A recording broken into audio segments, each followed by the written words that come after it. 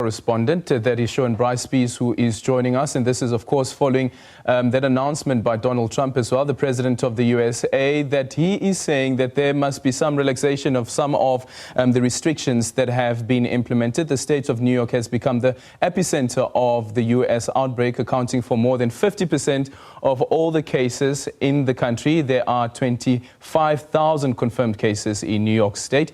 The apex is yet to come, and as we indicated, Shaun Bryce-Pease now joins us. Good evening and welcome to the Full View Show. And before we get into what's currently happening in New York, just quickly touch on the idea that Trump touched on around relaxing some of the restrictions that were put in place.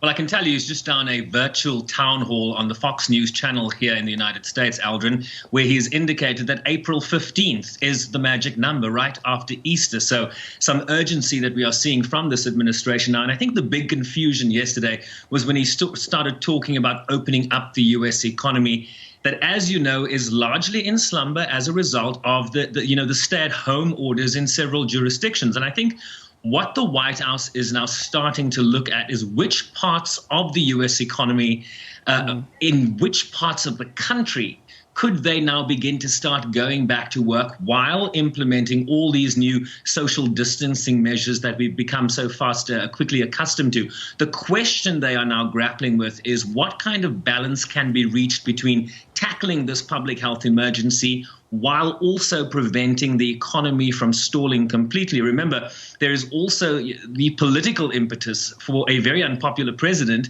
whose big crutch into the November election, the presidential election in November, was the booming U.S. economy, which is no longer the case. So the difficulty for the president is that governors will take the lead as to what happens in their states. For example, if you look at New York State, decisions were taken by the governor in terms of stay-at-home orders. Similar decisions were taken by the governors of Washington State, of New Jersey, of California. So it's not necessarily the president's prerogative. There's no magic switch at the White House where the president can switch on the U.S. economy. This will be decisions taken by states, decisions taken by cities and mayors based on the advice of the health experts. And that's not what you're hearing from the president in terms of, did you consult your health experts? This seems to be a great deal of impetus that he wants to restart this economy because it's going to hurt his numbers heading into the election.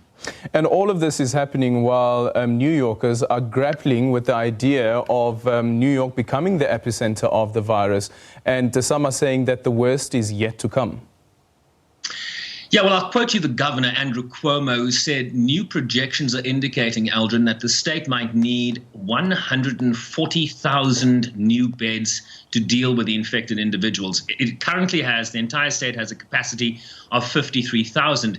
So he's issued these orders that hospitals increase their bed capacity, existing infrastructure, to increase their bed capacity by some 50%, but up to 100% if they can. In addition, the Army Corps of Engineers is on site at at a big convention center here in Manhattan, where they are refitting this space into a 1,000-bed emergency facility. In addition to that, the federal government has sent a Navy hospital ship to New York State. 2 of these ships have been deployed, one to California, one here to New York, with 1,000-bed capacity. So the fear that you're hearing, certainly from local officials here, is that we have not reached the apex.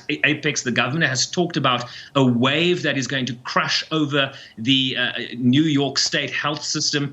And so you're seeing a great deal of urgency in terms of what they're doing is to upscale capacity. They're trying to get as many ventilators. They're trying to get as much protective gear for frontline health workers as they can, because as the government says, Aldrin, between 10 days and 3 weeks, in 3 weeks' time, this is when this apex is going to hit New York City in terms of a spike in the number of cases we are seeing today. And let's just quickly listen to what the New York governor had to say about that. The immediate problem in New York City were the supplies, the masks, the gowns, etc. We've been working very hard to find and buy supplies all across the globe. I believe we have enough capacity for the entire state, including New York City, for the immediate future. But the main issue is we have 53,000 hospital beds. we are projecting a possible need of 110,000 beds. And Shaun, there's also this battle over the $1.8 billion, or rather $1.8 trillion stimulus bill as it stands at the moment. And earlier on, Senate Majority Leader Mitch McConnell, speaking on the Senate floor earlier, seemed to suggest that the two parties are closer to getting an agreement around the stimulus package.